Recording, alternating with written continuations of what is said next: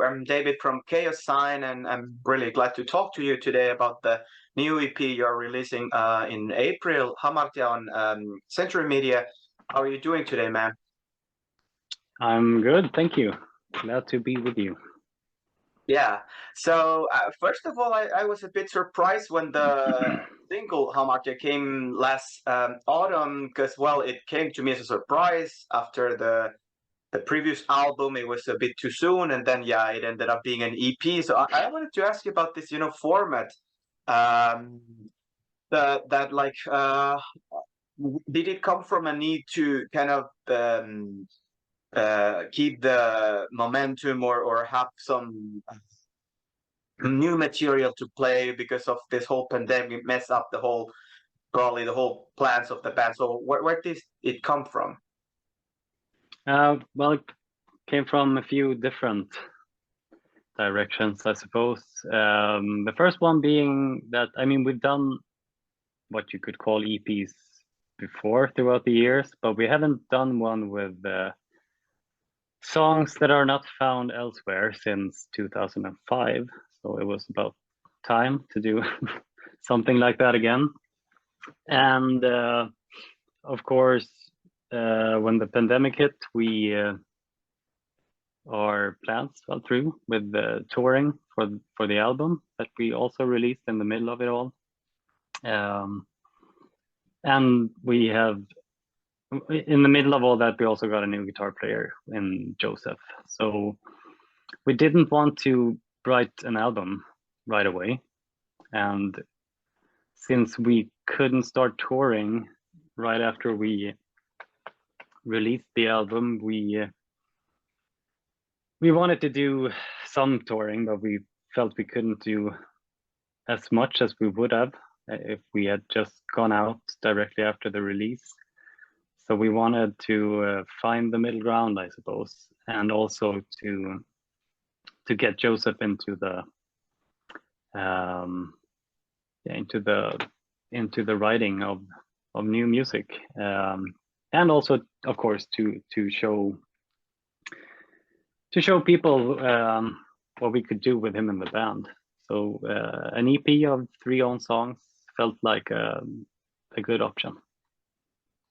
How did it feel, actually? I know that you guys know Joseph for a long time, but Jonathan was a big part of the writing team in Tribulation. So how did it feel? This kind of, it makes sense for me to try through an EP, maybe less risk, or maybe like it can be faster, the process. But how did it work actually in this? Very good. Like you said, we've known him for a long time. He knows us outside and in. He knows the band and the music, and we've always found similarities with his own music in whatever band he's played in. There's always, we talked about it before he joined as well, that he could really be an option because he's got a certain vibe in his music that could fit Tribulation. And since we've known each other for so long, and since we've been playing music for so long in the past as well, it wasn't really a new thing to work with him. So we knew that would work. But it was fun, and it was very creative, and it's good to get someone from outside of the band to come in with new perspectives. And since he knows us, he's not afraid to try to push us in different directions. So, and sometimes that works and sometimes it doesn't, but when it works, it's great, because then you can do things you would never have thought of yourself. So yeah, only positive to say about that. I think it shows in the music, and of course in the shows. I've been to the shows with Joseph already in the band last year in Wacken, and also here with Botane and Albat. And yeah, he looked like he was gel very well with the band, and you can tell that also you knew each other, because sometimes when there's a new guy in the band, that they probably found through YouTube or something like that, it's very awkward, the whole, you know, chemistry, and probably he wouldn't get a writing credit immediately. So it's quite a special situation that you had with him. Yeah, and yeah, exactly. We played so many shows with each other in the past. We were both in the band Enforcer before this, played many shows all over the world, really. So yeah, it was just a very natural thing, and he's been all of the time we've been playing in Tribulation, he's been out with other bands, so he's very comfortable with being on stage as well. So it's yeah, it works really well. And I'm very glad it does because you never know, you know. Yeah, Nils, I wanted to ask you about this cover version. I don't think you have released so many cover versions in your history, and in the info sheet there was like a bit of an explanation of why you went for a Blue Oyster Cult song, and that you were wondering if it's gonna come out well. And I think it's very good, but it sounds very different from Tribulation, and it gives me a lot of Ghost vibes, because you tour with Ghost. Of course, Ghost has a lot of Blue Oyster Cult elements, but then, you know, the vocals in Tribulation are a lot more harsh. But then there was this whole backing vocal thing that, like, was it something that you did for fun, to try something new? It's a special occasion, or is this going to be some kind of direction, or what do you think? Well, yeah, I've heard the Ghost thing before, but it was just we had the guitars and the drums recorded, and it didn't feel very good at all. Kind of thought about skipping it altogether, but then we at least wanted to try the vocals. And since when we've done covers in the past, we've chosen songs with clean vocals, but and then we have to try to get Johannes to get around that somehow and still make it feel okay, I guess, because you could really ruin a song by just screaming over it, you know. So that's one of the reasons we chose the song, because we thought it kind of could possibly fit with Johannes vocals. And we've been thinking about covering Blue Oyster Cult for the past 10 years, but we haven't really found a song that could fit. We wanted to cover Nosferatu from Spectres for a long time, but we never did it because we thought we would just ruin it. And we didn't really have a solid plan for how the vocals were gonna work on this one either, but just kind of had a vague idea that it could work. But then after a while, we kind of thought that we probably have to have some clean vocals on it as well, because it doesn't gonna work if we're not. So we had Joseph and Robert, who recorded the EP with us. They did the backing vocals, and then we just tried various things with Johannes, and eventually got him to sing with a semi clean vocals for some parts, and yeah, it kind of worked. So in the end, we were all happy with the results for that one, but it was close that we didn't even try. Yeah.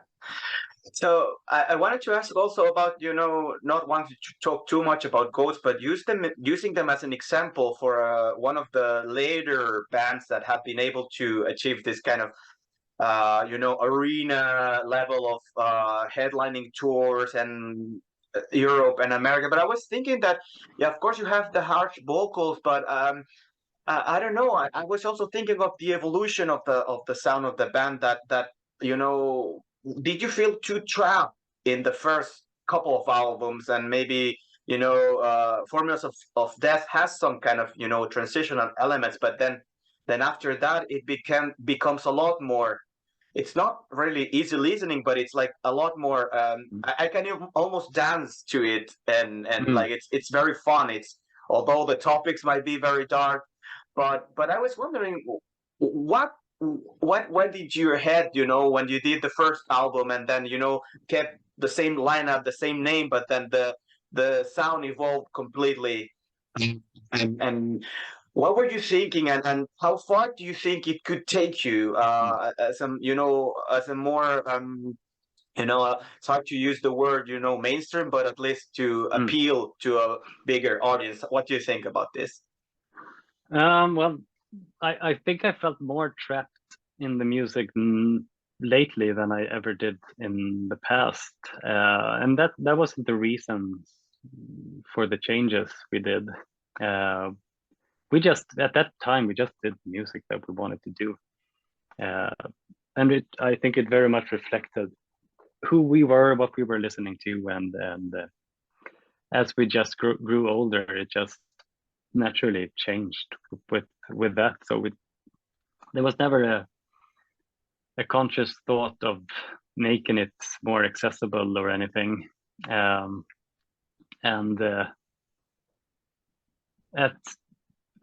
transition between Formulas and the Children of the Night, the only thing I remember then was that when we recorded Formulas, we said that next album we're not going to have double bass pedals. For some reason, we were just sick of it at that point. I don't mind it now, but so there was more things like that we were like sick of doing. But it wasn't because we were trapped in the music, but it is sometimes now it's very difficult because it is more limiting to play music where you can't use melodies in the vocals, because it's more rhythmic than anything else, and after a while you've done all those rhythm patterns in the vocals, so that can be a challenge sometimes. But what we can do now, I don't know, actually. We always try to do something else, at least from what we've done before, and since the last 3 albums they haven't sounded the same, but they've sounded a lot more similar than the first 2. I think now is and with Joseph in the band, we have a chance to try something else, but what that is, I don't know. Clean vocals, I don't know. We've never wanted to have it, really, but we've said, not always, but we've said in the past years or so that, and we've tried it as well, that if we find a way of making it work, if it adds to a song, we could do it. And we've tried, and it hasn't worked. so I don't know. We might try that again. It worked kind of well with A Vengeance now, so who knows? There might be some of that, but I can't promise you anything. To me, like what you were saying, every album has something new, and that's true, because it's almost like the genre was constantly switching a little bit. I remember when I listened to Down Below for the first time, that was probably the first album that I heard. It sounded to me very gothic, and then a lot of when compared to when I got back to the earlier catalog, is this the same band? And then Yeah. it was really hard for me to describe it to someone. I really love this band. What do they play? Well, I don't know what to say. I don't know how to describe it, because it's like kind of this. It has some black metal elements, some death metal elements, but also a lot of melody, a lot of gothic elements, and even in the previous previous full-length album, I even it got so melodic at some point that I was like, okay, this is like some Iron Maiden with growling. Daughter of the Gym, for example. Yeah, right. So That's right. I don't know, like it's very interesting. How do you approach that kind of when you're asked by the labels or the journalists, to define Tribulation's style of music? What would you say? Yeah, I get that question a lot, and I still don't know. I really don't. It's you're describing it very well, I think. We're playing some kind of extreme metal still, I suppose, because of the vocals, and sometimes like a song like Funeral Pyre from the last album is fairly straightforward extreme metal, but then again it's it kind of sounds like a Dio song as well, so it's all over the place. But and the funny thing is with this is that I've never really been a huge fan of bands mixing genres like this. But we never set out to do that. We never said that we're gonna be some hybrid band. We've really just let the band's music grow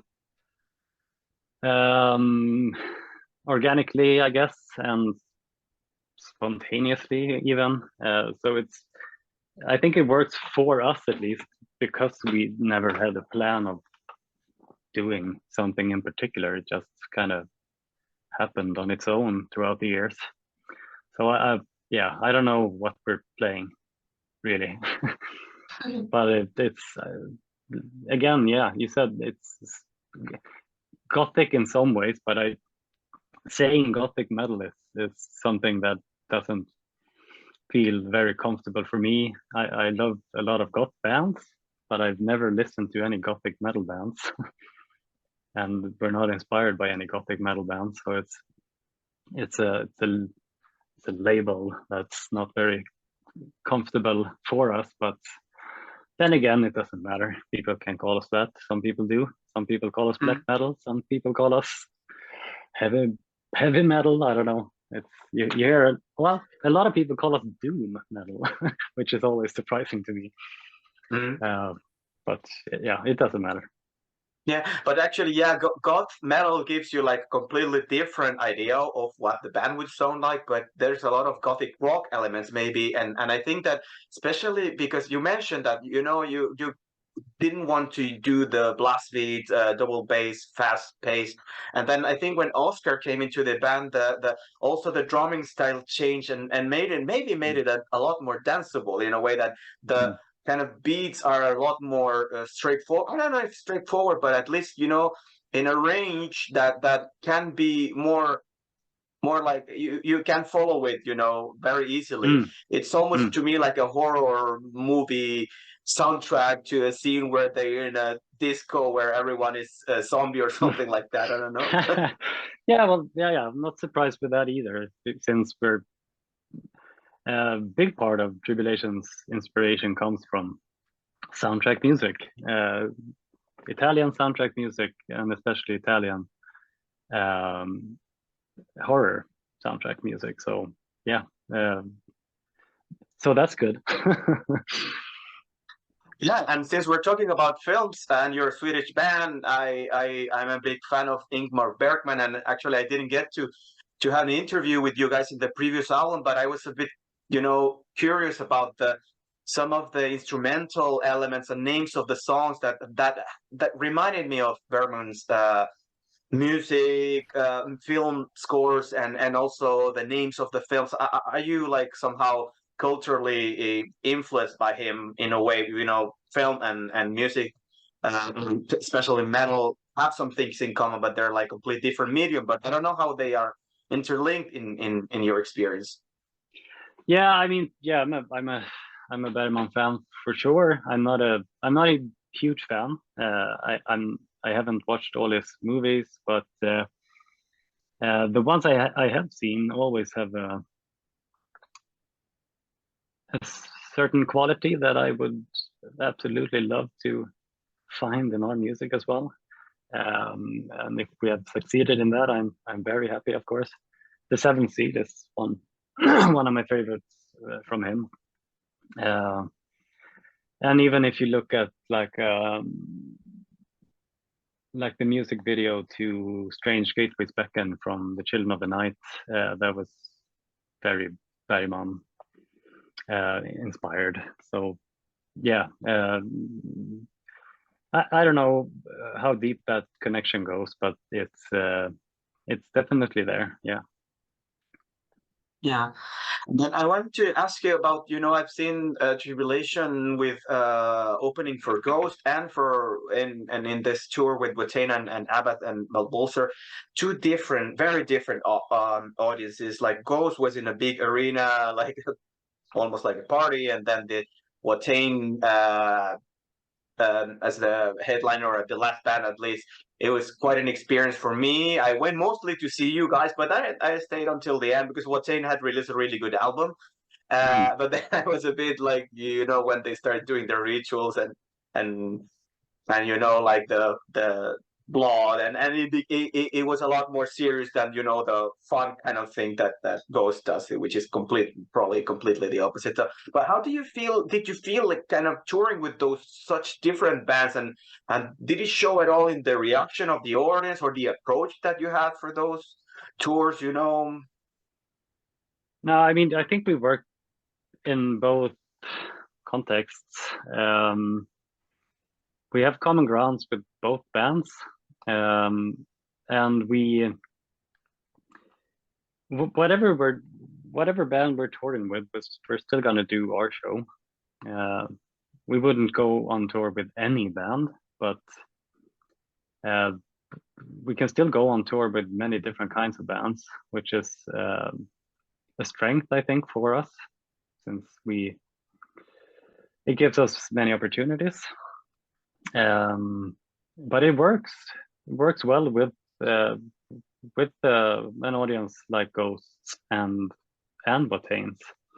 Not for everyone, of course, but I can compare it to when we went on tour with Arch Enemy and Winter Sun. That worked as well, but it didn't work as well as it did for Ghost and for a band like Botane. So it won't always work, but it's for some reason there's common ground between Ghost and Botane as well, even though it's very, very different at the same time. So, and we're somewhere in between there, I suppose. Yeah. So, well, I noticed that you've at least announced at a lot of festival shows, and I don't know if this is something that is also kind of the aftermath of the pandemic, that for say like middle-sized band, it's a bit harder to do the headlining shows or tours because of the venues, because of the costs, all this war crisis, fuel costs, all the things. Do you think that that's gonna be, at least for this year, or are you gonna aim to do maybe a full-length album and a headlining tour in Europe or the States, or is that something that you're evaluating all the time and you're just gonna do one thing at a time and then see next step? Well, yeah, it's definitely affected everything you just said. It's difficult, and we've had to. We had plans on doing a headlining tour, but it didn't work because of what you just said. But we can't give up because of that, not yet at least. So at the moment we're gonna do festivals now in the summer, and we might do something else as well, but we're not gonna go on any big tours. And then we will in the meantime be focusing on writing new material for an album, and after that I surely hope we'll go on a headlining tour, both in Europe and in the US. That's the plan as it is now, at least. I hope it works, and I noticed that we're running out of time. I hope it works, and I hope that you pay us a visit here in Finland as a headlining act. I've seen the show a few times, but it's always been shorter sets. So I really hope that you can make it. We're so close, and well, or then I'll have to go to Sweden. Maybe it works both ways. I really hope you can come to Finland as well. Yeah. Okay, Adam. But Thank you so much for your time. And if you want to say any message to the fans in Finland, to the readers and fans of followers of Chaoszine, please feel free. Well, I would just say, please have patience, and we will come for a headlining show sooner than later. I really hope. Yeah. And if we do, Take care, please come. Please come. All right. Thank you, man. Take care. Bye. Bye-bye.